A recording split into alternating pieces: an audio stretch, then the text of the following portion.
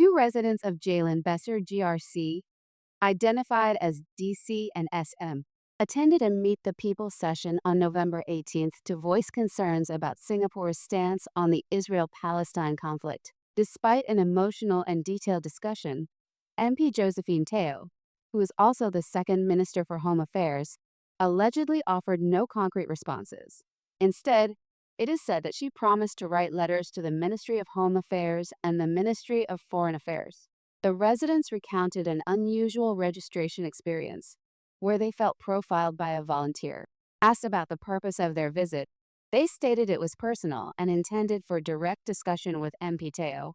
DC explained, "I'd like to discuss matters relating to foreign relations and cybersecurity. With all that's happening in the world today, I'm personally very aggrieved by Singapore's position." Although they avoided mentioning Palestine or Gaza and refrained from wearing keffiyeh or Palestine-themed designs, the volunteer remarked, "I know you are here to talk about Gaza." When DC questioned this assumption, the volunteer explained that most MPS attendees sought financial aid or were elderly. The focus on foreign relations led to his inference.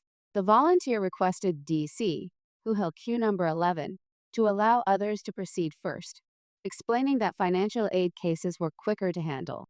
Assuring them they would still meet MP Teo, he said, "We are not turning you away." The residents complied, waiting until 8:45 p.m. as the last attendees.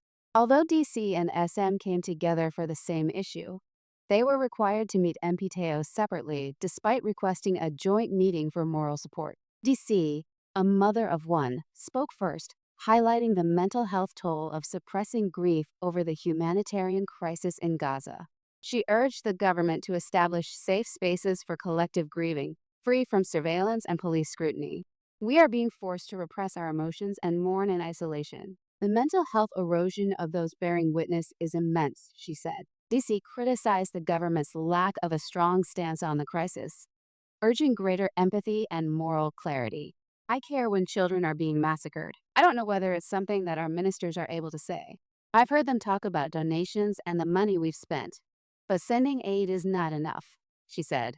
She added, "Politics is being used as an excuse to avoid these concerns. But 17,000 children killed by our ally is not politics." Separately, SM raised concerns about Singapore's border policies, questioning the free movement of past and current Israeli Defense Forces, IDF soldiers. She referenced a recent incident in Amsterdam, where IDF soldiers were hosted during a football match involving Tel Aviv Maccabi. SM asked what measures were in place to regulate such entries into Singapore. In response, MP Teo maintained a polite and empathetic tone, but emphasized that MPS was not the appropriate platform for discussing large-scale political issues like Gaza. She offered to write letters to MHA and MFA on their behalf, which the residents found inadequate. What does it mean for a second Minister of Home Affairs to write to her own ministry? What impact will this letter have? And can we be sure it's not just a form of patronization? They questioned. This session reflects a growing trend of Singaporeans addressing the Israel-Palestine conflict with their MPs. On 16 September, Holland Bukit Timah resident Hassana met with MP Edward Chia, who emphasized caution on sanctions against Israel. On 7 October, activists in Punggol West urged MP Sun Zuling to consider stronger action. On 4 November, a Choa Chu Kang resident waited 2 hours to meet MP Low Yen Ling, but was denied a face-to-face discussion about Singapore's role in the Palestinian crisis. Activists continue to encourage residents to engage their MPs, aiming to raise awareness about Palestine and foster solidarity efforts in Singapore. The total death toll of Palestinians killed in Israeli attacks on the Gaza Strip since October last year has risen to 44,532, according to the Enclave's health ministry. Over 105,538 others have been wounded, with many victims reportedly trapped under rubble as rescuers struggle to reach them.